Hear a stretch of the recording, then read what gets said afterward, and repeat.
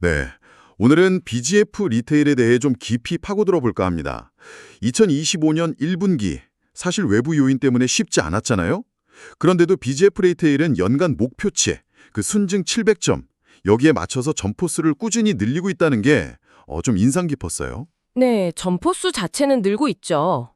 경쟁사인 세븐일레븐이나 이마트24가 점포수를 줄이는 것과는 확실히 다른 모습이고요. 그건 맞습니다. 그냥 숫자만 늘리는 게 아니라 좀 부진한 점포는 정리하고 우량 점포 중심으로 특히 그 수익성이 더 좋다는 본부 임차용 매장 있잖아요. 아, 본부 임차형.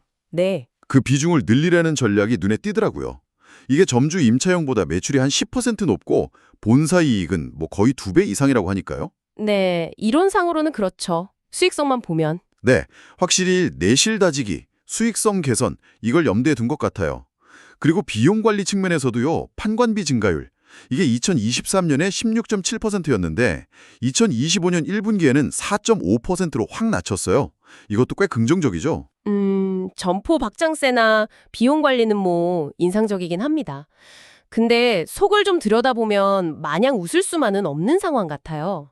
그런가요? 어떤 점이요? 1분기 전체 매출액은 3.2% 성장했어요. 이건 맞아요. 근데 이게 대부분 신규 점포 효과고요.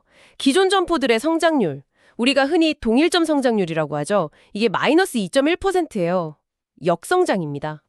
기존 점 성장이 마이너스군요. 네, 그리고 더 걱정되는 건 방문 고객 수가 3.2%나 줄었다는 점이에요. 고객 수가 줄었다. 네, 결국 기존 매장을 찾는 손님 발길이 줄었다는 거니까 이게 좀 뼈아프죠. 영업이익도 그래서 작년 같은 기간보다 100억 원이나 줄었습니다. 100억 원이요? 꽤 크네요. 그렇죠. 그리고 아까 말씀하신 그 본부 임차형 매장 확대 전략. 이게 양날의 검이 될 수 있어요. 양날의 검이요? 왜죠?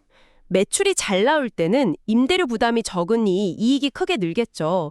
근데 반대로 1분기처럼 매출이 부진하면요. 임대료 같은 고정비 부담이 확 커져서 오히려 수익성을 더 악화시킬 수 있거든요. 고정비 부담. 그럴 수 있겠네요. 실제로 그래서 그런지 마진 좋은 상품들, 음료나 아이스크림 같은 거요. 이런 거 매출이 줄면서 전체 상품 이익률도 0.2%포인트 소폭이지만 하락했어요. 물론 1분기에 날씨가 안 좋았고 연휴도 길었고 이런 외부 악재 탓도 있겠지만 이걸로 다 설명하긴 좀 어려워 보입니다. 네, 기존 점 성장이 좀 주춤한 건 분명히 아쉬운 부분이네요. 하지만 BGF 리테일도 그냥 가만히 있진 않는 것 같아요. 보니까 2분기 반등을 위해서 정말 여러 가지 시도를 하고 있잖아요.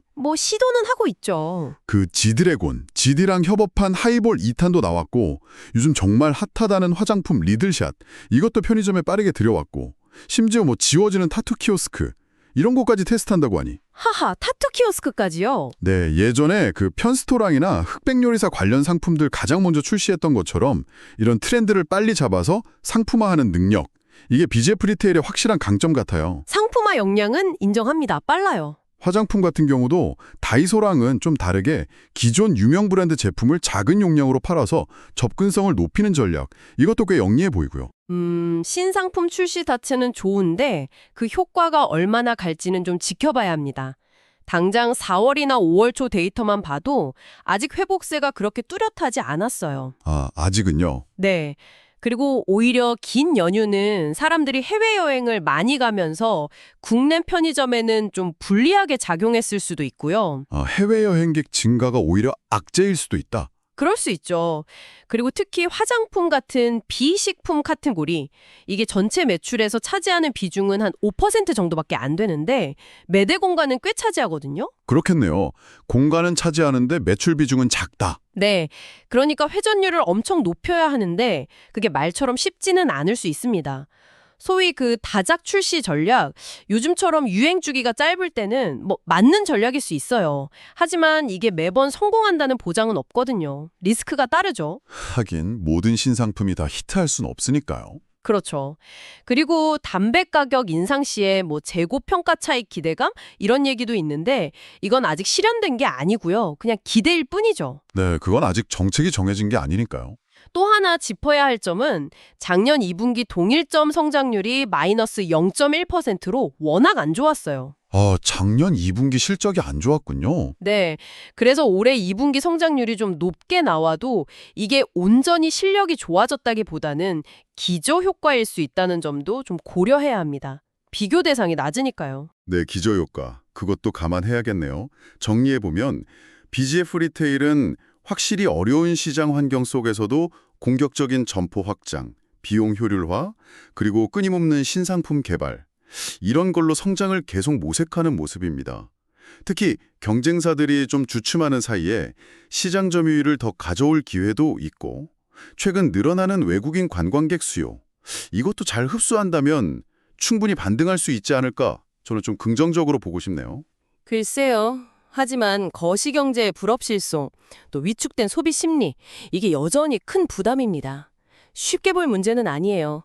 특히 아까 말씀드린 대로 고정비 부담이 늘어나는 본부 임차형 매장을 늘린 상황에서 이 기존점 매출 회복 속도가 앞으로의 수익성을 결정짓는 가장 중요한 핵심 요인이 될 겁니다.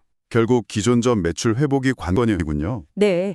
그리고 그 다양한 신상품과 콜라보 전략이 정말 실질적인 매출 증대로 이어질 수 있을지, 반짝 인기가 아닐지, 이걸 좀 냉정하게 지켜봐야 합니다. 네, 오늘 BGF 리테일에 대해 여러 각도에서 이야기를 나눠봤는데요.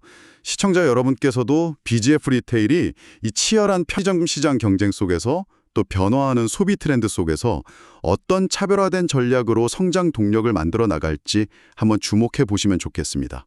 특히 오늘 계속 이야기 나왔던 본부 임차형 매장 확대 전략이 장기적으로 BGF 리테일의 손익구조에 과연 득이 될지 아니면 실이 될지 그 결과를 지켜보시는 것이 아주 흥미로운 관전 포인트가 될 것 같습니다.